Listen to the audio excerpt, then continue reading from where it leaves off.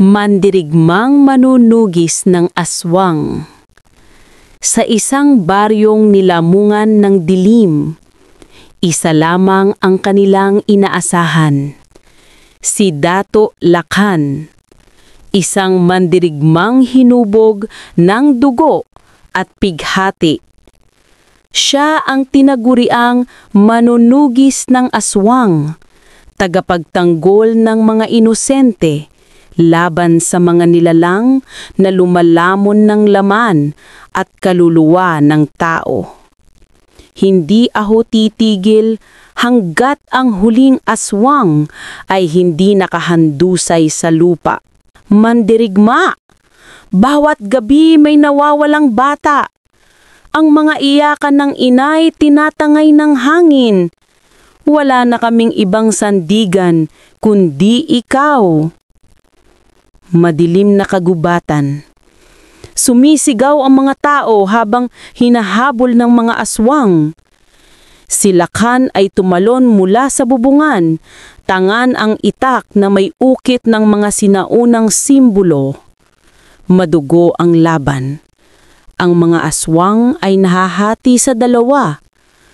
Tumutulo ang dugo mula sa kanilang bibig. Ang mga kalansay ng kanilang biktima'y nagkakalat. Mga halimaw, hindi kayo makakatawid sa gabi na ito. Isa-isang pinugutan ni Lakan ng ulo ang mga aswang. Ang sahig ng baryo'y naliligo sa dugo. Ngunit isang malakas na hiyaw ang lumabas mula sa kagubatan. Mas malakas, mas matindi. Ngunit ang laban na ito ay hindi lamang laban ng tao at halimaw, kundi laban ng dugo at kasaysayan.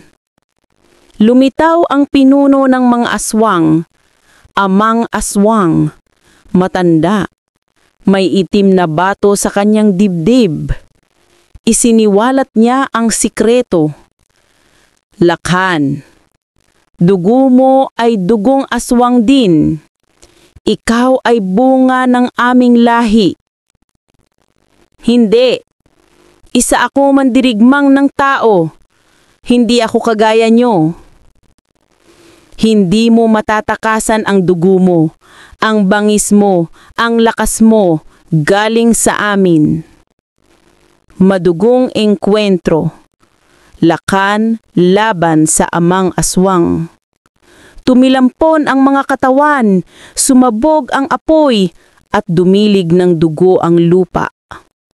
Bawat hampas ng itak ni Lakan ay may kasamang iyak ng mga batang nawala at mga inang nagdusa.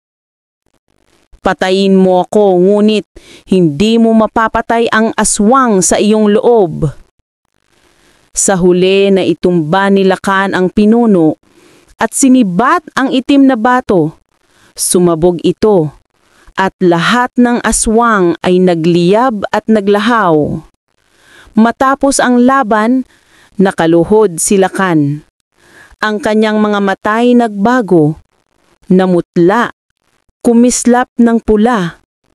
Dahan-dahan siyang naging kalahating aswang. Lakan, ikaw ang aming tagapagtanggol, ngunit ngayon ay ikaw rin ang aming takot. Umalis si Lakan, nag-iisa sa kagubatan. Isang mandirigmang wala ng baryo, wala ng tahanan. Sa bawat hakbang niya, patak ng luha at dugo ang naiiwan sa lupa. Sa digmaan ng tao laban sa halimaw, minsan ang pinakamatinding kalaban ay ang sarili. At sa bawat tagumpay na binayaran ng dugo, may kapalit na kasawian. Ganito ang naging kapalaran ni Lakan, isang mandirigmang nagligtas, ngunit isinakripisyo ang kanyang pagkatao. Wakas.